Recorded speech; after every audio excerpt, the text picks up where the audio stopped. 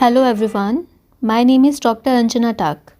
In this video, I will talk about dysmenorrhea and I will tell you very easy home remedies to get relief in this condition. What is dysmenorrhea? In simple language, it is a condition of menstrual cramps. Most of the women have some kind of discomfort during menstruation. But if it is severe enough to interfere in day-to-day activities every cycle, then one must not ignore and seek medical help. Now the question arises why there is pain. Uterus is a contractile organ. Its mild contractions help in escape of blood oozing from the endometrium out of the vagina. There are two main reasons for this pain. If there is any sort of obstruction in the flow or there are dysrhythmic contractions, it may lead to painful menstruation. And secondly, if there is any kind of congestion around the uterus, that may be due to fibroids, that may be due to copper T, endometriosis or PID, that is pelvic inflammatory disease, etc. In medical terms, we diagnose the first condition as primary dysmenorrhea or spasmodic dysmenorrhea, and the second condition is called the secondary or congestive dysmenorrhea. Symptoms. Obviously, pain is the cardinal feature. The site is usually lower abdomen, that is below umbilicus, but many times it is referred to lower back and thighs too. It may be associated with nausea and vomiting. Many times loose stools, dizziness, irritability and headache may also be there. How can we ease the pain with Ayurvedic home remedies? Here I want to make one thing clear, that these remedies work wonders in primary dysmenorrhea. But if you are suffering from secondary or congestive dysmenorrhea, you must consult your gynecologist, as without treating the underlying pathology, it cannot be cured permanently. Now you must be thinking that being a non-medical person, how can I differentiate between primary and secondary dysmenorrhea? There is one simple tip to differentiate between these two. Primary dysmenorrhea, it typically occurs in young girls, usually in the first few years after menarche, that is onset of menstruation, whereas secondary dysmenorrhea is often observed in the age group of 30 to 45 years. In primary dysmenorrhea, pain is spasmodic, that is, there are cramps for few seconds followed by few seconds of relief, and it coincides with bleeding or starts a few hours before bleeding. Whereas pain in secondary dysmenorrhea is usually dull and may start a few days prior to onset of bleeding. Now comes the remedy part. I will share three main remedies.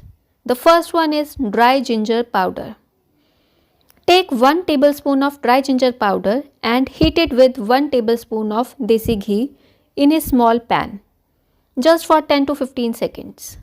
Then mix it with equal amount of gur or jaggery. Consume it with hot water or milk twice a day, preferably after meals. In Ayurveda, the cause of pain is due to aggravated Vata dosh. This remedy is having Ushna potency and Snigdha gun, thereby it pacifies Vata dosh and helps to ease the pain. In case dry ginger powder is not available, fresh ginger may also be used in the form of herbal tea. The second remedy is Krishna Til Kwat, that is, decoction made up of black sesame seeds. To make this decoction, take 2 tablespoons of black sesame seeds, coarsely grind these seeds, then boil this coarse powder in 2 glasses of water on medium flame. When it is reduced to half glass, strain it and drink it as tea. You may add jaggery in it as per taste. Yes, one important thing to note is that do not cover the utensil while boiling. Tip number 3. Use of aloe vera. It is called as Ghrit Kumari in Ayurveda. Its name itself suggests its role in Kumari Vikar, that is menstrual disorders. It is a succulent plant with thick fleshy leaves which can be found in many homes in India easily. Now how to use? Take 2 fleshy leaves of aloe vera around 8 to 10 inches long.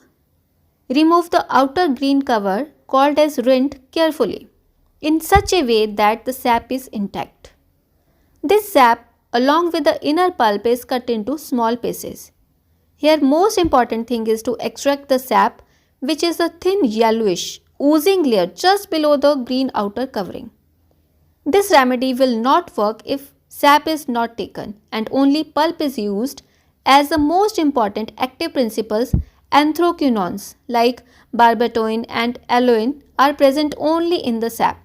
So while extracting pulp from leaves, sap has to be included. Now the cut pieces of this pulp and sap has to be heated on slow flame till it is reduced and become brownish black. Consume this thick paste with lukewarm water along with cinnamon powder and dry ginger powder. For future use, this paste can be dried and its powder can be stored. Ayurveda is incomplete without dietary don'ts and do's. There are many, but I will suggest a few don'ts first. Avoid cold drinks and ice creams. Avoid canned food. Avoid rice, chilies, curd, brinjal and peas. Exercise in the form of jogging, cycling, swimming, etc. is also prohibited during this phase. But pranayam and anulom vilom can be done. In the last, I'll tell you some dietary do's. Use of dry fruits, especially walnuts and chilgoza etc. is good. Methi in the form of fresh leaves or methi dana, that is fenugreek seeds, is beneficial. Ghee must be consumed with each meal. Hing is also useful to relieve the menstrual cramps. I hope these home remedies will help you to ease the pain during menstruation. Please like this video and don't forget to subscribe my channel. Thank you.